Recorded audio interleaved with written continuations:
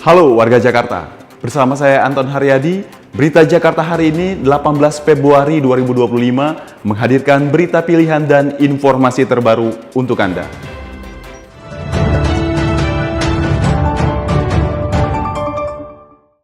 Warga Jakarta, sebelum kita ke berita utama Berita Jakarta hari ini, dari meja redaksi telah kami siapkan 3 berita pilihan dari website beritajakarta.id berikut ini. Informasi pertama, sebanyak 293 armada bus disiapkan untuk mengangkut 22.400 warga Jakarta yang akan mudik pada Lebaran tahun 2025. Ada 20 kota atau kabupaten di 6 provinsi di Pulau Jawa dan Sumatera yang akan menjadi rute tujuan mudik. Informasi berikutnya, Pemprov DKI Jakarta telah menjalin kerjasama dengan 39 Pemkab maupun Pemkot di Indonesia untuk bisa menjaga pasokan komoditas hortikultura, bahkan ketersediaan stok beras aman hingga 6 bulan ke depan.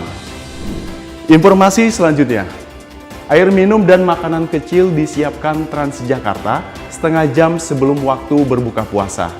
Bus Rapid Transit atau BRT di 14 koridor yang ada juga tetap beroperasi 24 jam selama tahun 2025.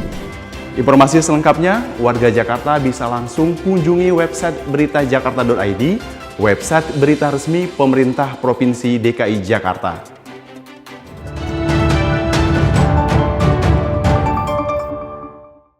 Kita beralih ke berita pertama, Berita Jakarta hari ini.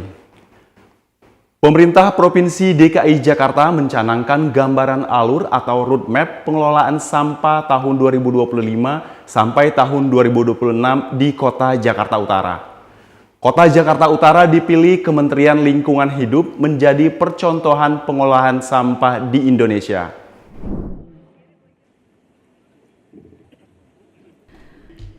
Pencanangan roadmap pengelolaan sampah di Jakarta Utara ditandai dengan apel kesiapan aksi implementasi roadmap pengelolaan sampah Jakarta di halaman kantor Wali Kota Jakarta Utara Senin 17 Februari 2025. Penjabat Gubernur DKI Jakarta Teguh Setiabudi yakin jika pengelolaan sampah di Jakarta akan dapat menjadi contoh bagi wilayah lain di Indonesia. Ini adalah salah satu roadmap yang pertama untuk lingkungan hidup untuk pengelolaan sampah di wilayah Indonesia, provinsi. Kenapa kita bisa pertama? Karena kita sadar betul Jakarta adalah barometer dari berbagai kebijakan, termasuk kebijakan terkait pengelolaan sampah. Insya Allah kalau kita bisa mengatasi sampah di Jakarta, DKI Jakarta, kita juga akan bisa mengatasi sampah di wilayah Indonesia. Sementara Menteri Lingkungan Hidup Hanif Faisal mengapresiasi Pemprov DKI Jakarta yang telah menyusun dan mensosialisasikan roadmap pengelolaan sampah. Ini penting bahwa pemerintah Provinsi Jakarta sudah menyampaikan roadmap-nya kepada Kementerian Lingkungan Hidup tepat waktu. Kami sangat mengapresiasi itu, ya. Dan kita percaya bahwa seluruh jajaran pemerintah Provinsi Jakarta dengan seluruh warga Jakarta mampu untuk melaksanakan penuntasan pengelolaan sampah ini di Jakarta. Dalam roadmap ini, untuk bagian hulu pemerintah akan meningkatkan partisipasi masyarakat dalam pemilihan sampah dan memperkuat bank sampah. Di sektor tengah, optimalisasi tempat penampungan sementara dengan teknologi pengelolaan sampah yang terurai. Dan di sektor hilir, peningkatan kapasitas pengelolaan sampah melalui pembangunan RDF Plan. Tim Berita Jakarta melaporkan. Kita beralih ke berita kedua. Penjabat Gubernur DKI Jakarta Teguh Setiabudi berpamitan dengan para wartawan yang selama ia bertugas telah banyak membantu dalam pemberitaan. Tugas Teguh akan berakhir pada 20 Februari 2025 setelah pelantikan Gubernur dan Wakil Gubernur Jakarta terpilih Pramono Anung dan Rano Karno.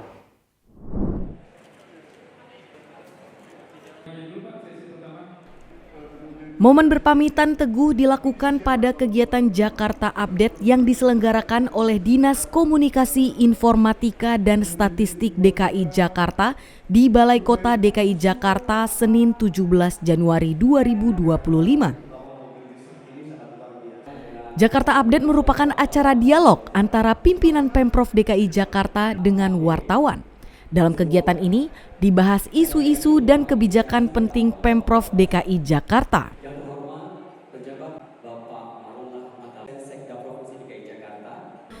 Teguh berterima kasih atas kolaborasi dengan wartawan selama dirinya menjabat sebagai penjabat Gubernur DKI Jakarta.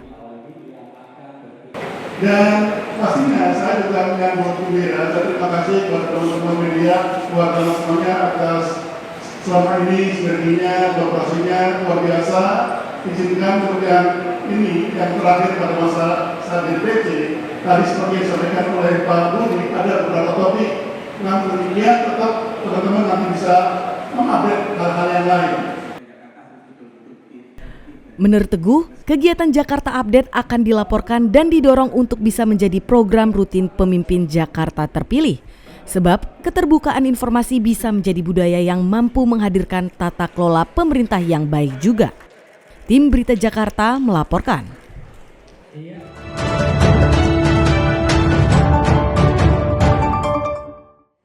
Kita beralih ke segmen Info Jakarta. Dari Dinas Kesehatan DKI Jakarta yang mengimbau para orang tua untuk segera membawa balitanya ke posyandu atau puskesmas guna mendapatkan vitamin A gratis.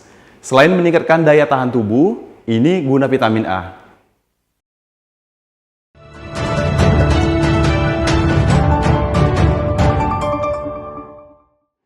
Beralih ke informasi cuaca.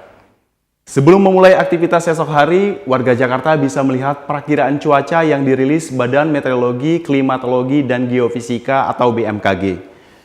Dikutip dari laman bmkg.go.id pada Rabu 19 Februari 2025, Jakarta diperkirakan bakal diguyur hujan ringan yang merata hampir di seluruh wilayahnya. Wilayah yang diperkirakan hujan ringan yakni Jakarta Pusat, Jakarta Barat, Jakarta Selatan, dan Jakarta Timur. Sementara untuk Jakarta Utara diperkirakan berawan dan di Kepulauan Seribu dilanda hujan dengan petir. Suhu udara diperkirakan berkisar antara 24 hingga 28 derajat Celcius. Masyarakat dihimbau tetap waspada terhadap perubahan cuaca. Demikian program Berita Jakarta hari ini. Saya Anton Haryadi dan tim redaksi undur diri.